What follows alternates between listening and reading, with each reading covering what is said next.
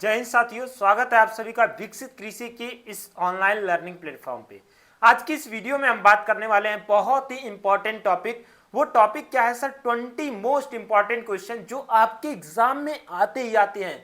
ये क्वेश्चन मैंने PYQ से उठाए हैं। ये क्वेश्चन PYQ से उठाया गया है और ये किसके लिए इंपॉर्टेंट है? ये बहुत इंपॉर्टेंट हो जाता है सर। तो आपको बता दें, जो बच्चे यूपी कैडेट की तैयारी कर रहे हैं, ठीक है, DDU की कर रहे हैं, CUET की कर रहे हैं, TDPG कॉलेज की कर रहे हैं, या फिर यूपी कॉलेज की कर रहे हैं, या फिर अदर किसी यूनिवर्सिटी की तैयारी कर रहे हैं जहां पे एग्रीकल्चर आता है, उनके लिए क्या हो जाता है? इंपॉर्टेंट हो जाता है। ठीक है, हम साथ ही साथ इसमें क्या क्या सीखेंगे? MCQ सीखेंगे, कॉन्सेप्ट सीखेंगे और क्वेश्चन हम लोग वही उठाए हैं जो क्या है आपके एग्जाम में ऑलरेडी आ चुके हैं और पूछने के चांसेस और ज्यादा बढ़ जाते हैं। ठीक है, तो चलिए स्टार्ट करते हैं आज का अपना ये सेशन। अगर चैनल पे पहली बार विजिट कर रहे हो तो इस चैनल को सब्सक्राइब कर लेना। यहाँ पे हर तरह की इंफॉर्मेशन जैसे UP college, UP cadet, DDU, CUET, TD college, इस तरह के बहुत सारी इंफॉर्मेशन आपको इसी चैनल पे दी जाती है। साथ ही साथ इस चीज की तैयारी भी कराई जाती है। जो बच्चे हमारे व्हाट्सएप ग्रुप से नहीं ज्वाइन है, व्हाट्सएप ग्रुप को जरूर ज्वाइन कर लेना मेरे भाई। वहां से जो है मोस्ट इंपॉर्टेंट चीजें आपको बताई जाती हैं और सिखाई जाती हैं। ठीक है, तो चलिए स्टार्ट करते हैं आज का अपना ये प्यारा सा सेशन। पहला क्वेश्चन आपके सामने स्क्रीन पे आता है सर, पहली एग्रीकल्चरल यूनिवर्सिटी कौन सी थी? ठीक है, मतलब उसका स्थापना कब हुआ था? ठीक है, तो मैं आपसे जानना चाहूंगा कि इसका नाम बताना है, आपको बताना है, आपको कमेंट करके कमेंट बॉक्स में जरूर बताना है कि इसका नाम क्या था। ठीक है, वैसे तो मैं बता देता हूं 1960 ईस्वी में क्या हुई थी, इसकी स्थापना हुई थी। ठीक है, 1960 में स्टेब्लिश हुई थी, फर्स्ट एग्रीकल्चरल यूनिवर्सिटी थी। ठीक है, इसका मैं वो भी बता देता हूं, बस आपको नाम कमेंट कर देना है। बस इसका प्लेस मैं बता देता हूं, ये कहां पे है? पंतनगर उत्तराखंड में है। ठीक है, अब इसका नाम आपको जरूर बताना है। 1966 में क्या आया था सर? 1966 में आपकी हरित क्रांति आई थी। क्या आई थी सर? हरित क्रांति, याद रहेगा। हरित क्रांति कब आई थी? 1966 में आई थी। ठीक है, अब आगे बात कर लेते हैं सर। अगला क्वेश्चन हमारे पास आता है ICAR। What is ICAR? ICAR का फुल फॉर्म क्या होता है? पहला क्वेश्चन तो यही बन जाता है। तो इंडियन काउंसिल ऑफ एग्रीकल्चरल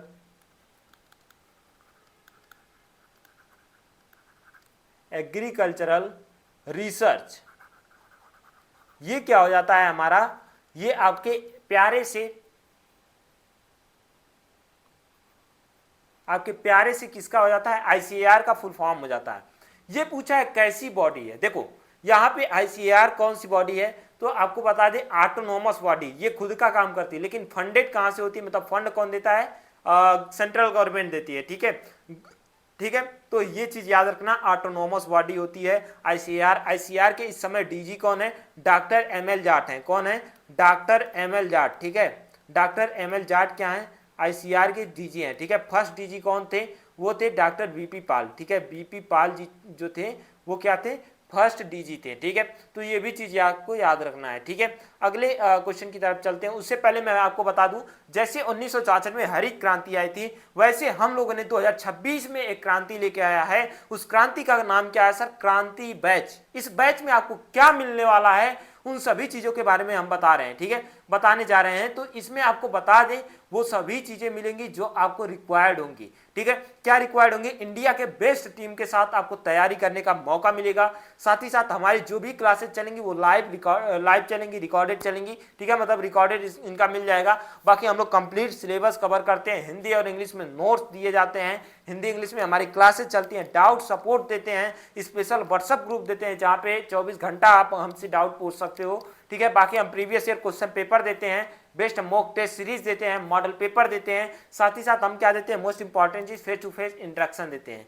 ये टोटल प्राइस की बात करें तो ये बैच 799 में है। ठीक है, 799 में है। अगर आप किसी इंडिविजुअल बैच की तैयारी कर रहे हो जैसे DDU, CUET या फिर UP college, UP cadet, TD college, इनका सेपरेट बैच है। ठीक है, ये बैच क्या करेगा? इन सभी यूनिवर्सिटी को एक साथ कवर करता है। ठीक है, ठीक है, तो आपको कृषि 15 कूपन कोड अप्लाई करने की जरूरत है और इस बैच के साथ जुड़ करके इंडिया के बेस्ट फैकल्टी के साथ तैयारी करने का मौका मिलेगा। ठीक है, तो यहाँ पे आपको बता दें, अगर आपको कोई दिक्कत होती है तो आप इस नंबर पे कांटेक्ट कर सकते हो, 8881783998 पे। ठीक है, कोई भी दिक्कत आती है आप इस नंबर पे कांटेक्ट कर सकते हो। ये क्लासेस 15 मार्च से रेगुलर जो है चल रही हैं। ठीक है, चलिए तीसरा क्वेश्चन हमारे पास आता है, which of the following traditional farming system is not nature friendly.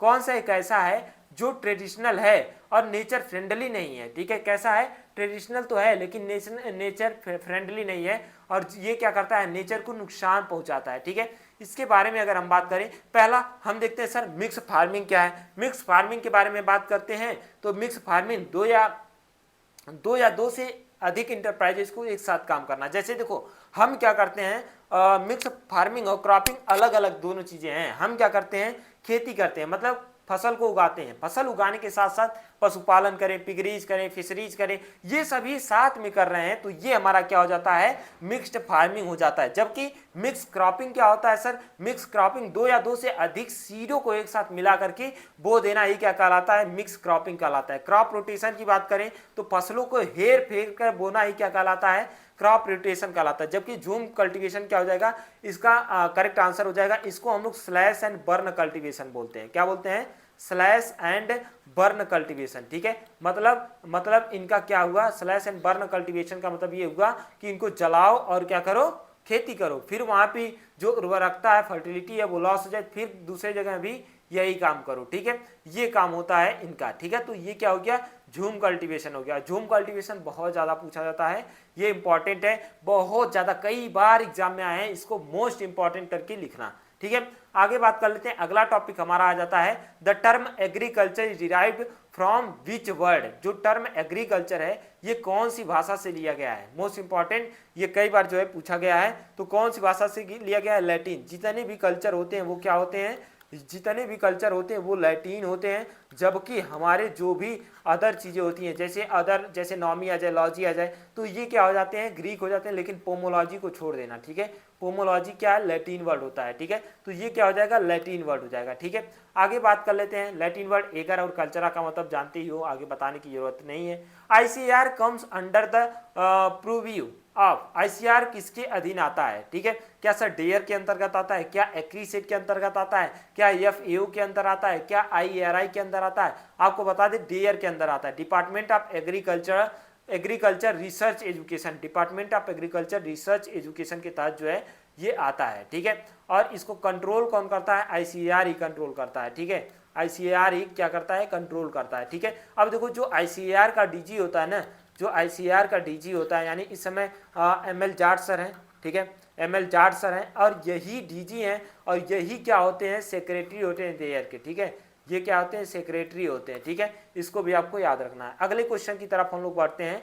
Geographical area of our country, अपने कंट्री की यानी इंडिया की जियोग्राफिकल एरिया कितनी होती है ना।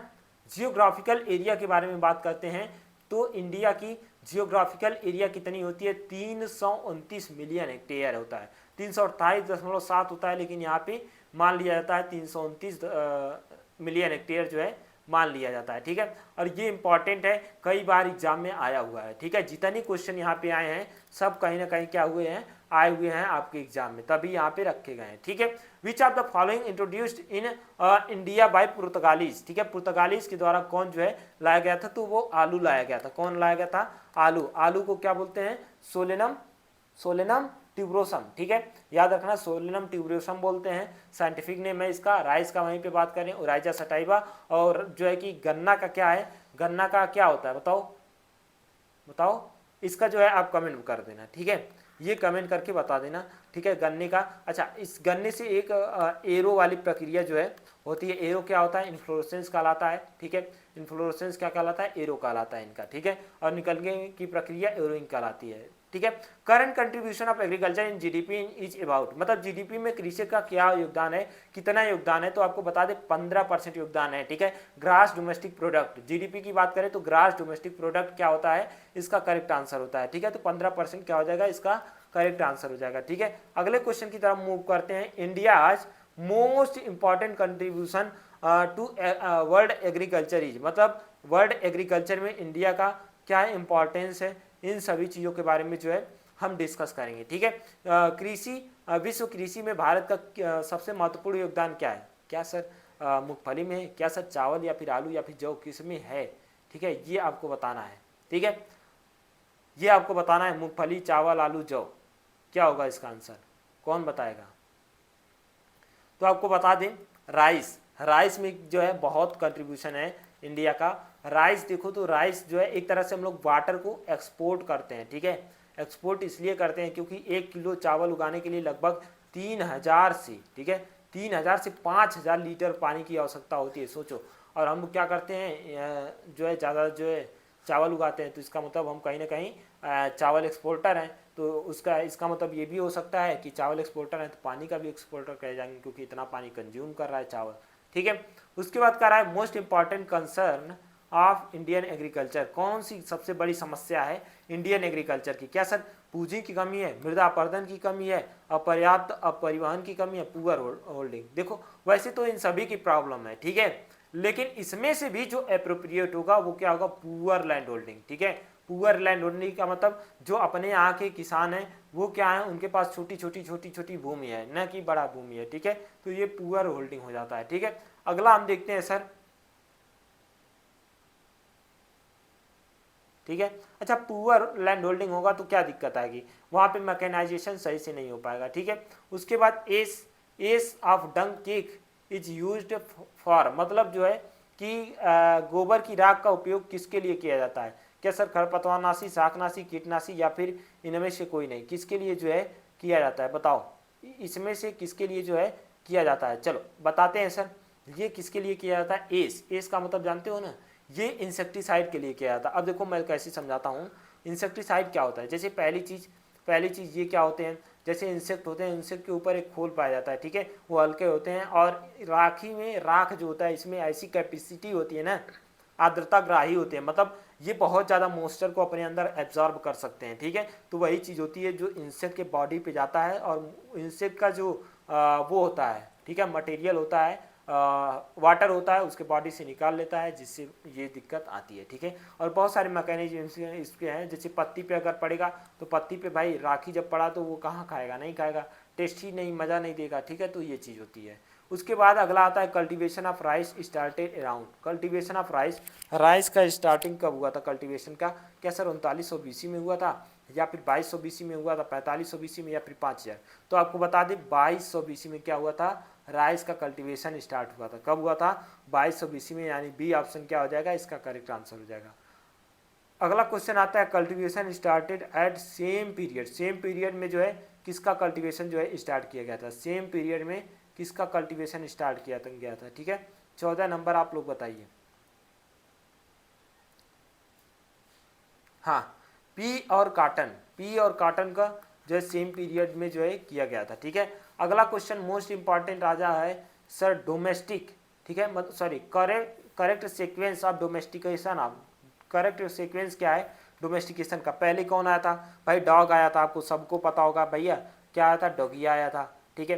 डॉग के बाद क्या आया था? सिप है, सिप नहीं है तो इसका मतलब सिप के बाद कौन था? गोट आया था। देखो ये 10,000 में थे, 10,000 में थे, फिर गोट आई थी 7700 में आई थी, सॉरी 8700 में आई थी, वहीं पर 7700 ये सिप हो गया, और ये गोट हो गया, गोट 7700 में आई थी। तो गोट ये सिप है नहीं, तो यहाँ पे हम लोग गोट लेते हैं। गोट कितना आएगा? 7700 BC में, ठीक है। 7700 BC में पहला डॉग, दूसरा गोट, ठीक है। डॉग गोट कहीं है, डॉग गोट नहीं है, ये भी नहीं है, ये भी नहीं है, ये भी नहीं है, तो इसका मतलब ये आंसर क्या हो जाएगा? कंप्लीट हो जाएगा, ठीक है। तो इस तरह से एलिमिनेट हम लोग कर सकते हैं, ठीक है।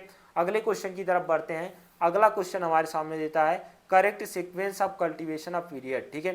कल्टीवेशन ऑफ पीरियड के आधार पे कौन सा करेक्ट सीक्वेंस होता है, ठीक है। तो सबसे पहले कौन सा ग्रो किया गया था? राइस, बार्ले, क्या ग्रो किया गया था भाई? बार्ले 7500 BC में किया गया था, बार्ले, और दूसरा क्या था 2200 BC में राइस, ठीक है। बार्ले के बाद राइस कहीं है? हाँ, एक ही जगह है, तो ये क्या हो जाएगा? करेक्ट आंसर हो जाएगा ऑप्शन सी, ठीक है। उसके बाद बात कर लेते हैं silk moth was first domesticated in which country. Silk moth जो है, देखो जो बच्चे अभी तक मेरे व्हाट्सअप को नहीं ज्वाइन किए हैं, व्हाट्सअप को ज्वाइन कर लेना, और इस चैनल पे पहली बार विजिट कर रहे हो तो चैनल को जरूर सब्सक्राइब कर लेना, और चैनल को सब्सक्राइब करके लाइक जरूर कर देना, ठीक है। Silk moth first domestication in which country? तो ये चाइना में जो है किया गया था। सिल्क मोथ कहाँ स्टार्ट किया गया था? चाइना में किया गया था, ठीक है। उसके बाद हम बात कर लेते हैं सर, अगला क्वेश्चन हमारे पास आता है who introduced groundnut and tobacco in India.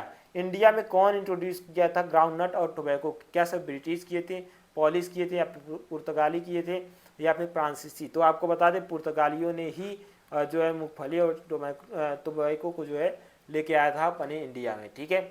उसके बाद introduction of grafting technology, grafting technology कहाँ जो है इंट्रोड्यूस की गई थी? तो इटली में जो है की गई थी। कहाँ की गई थी? बी ऑप्शन क्या हो जाएगा इसका करेक्ट आंसर हो जाएगा, ठीक है। अगले क्वेश्चन की तरफ बढ़ते हैं। Great Bengal famine was related to which crop? किस क्रॉप से ग्रेट जो है बंगाल फेमाइन जो है संबंधित था? पोटैटो से, वीट से, राइस से, मेज से, ठीक है। इसको आपको बताना है कब आया था, ठीक है, कब आया था, ठीक है। पोटैटो, वीट, चावल या फिर मक्का? तो इसका क्या हो जाएगा भाई? चावल से, ठीक है। चावल से क्या हो जाएगा इसका करेक्ट आंसर हो जाएगा, ठीक है। बाकी ये आंसर की है, आप देख सकते हो, ठीक है। बाकी अगर इसके अलावा कोई डाउट होता है तो कमेंट बॉक्स में ज़रूर रखना, और अपने इस प्यारे से बैच को ज़रूर ज्वाइन करना भाई, मेरे भाई प्यारे से बैच को ज़रूर ज्वाइन करना है आपको, ठीक है, भूलना नहीं है, ठीक है। थैंक यू, मिलते हैं अगली वीडियो में अगले टॉपिक के साथ। इसके अलावा अगर आपका कोई डाउट होगा तो कमेंट बॉक्स में लिख देना। इसके अलावा अगर आपको लगता है कि और कुछ भी आना चाहिए तो वो भी क्या करना, कमेंट बॉक्स में लिख देना। बाकी व्हाट्सअप ग्रुप को जरूर ज्वाइन कर लेना और हमारे ऐप को ज्वाइन कर लेना, मतलब डाउनलोड कर लेना, वहाँ से ये PDF मिल जाएगा, ठीक है। थैंक यू, मिलते हैं अगली वीडियो में अगले टॉपिक के साथ, ठीक है। Thank you.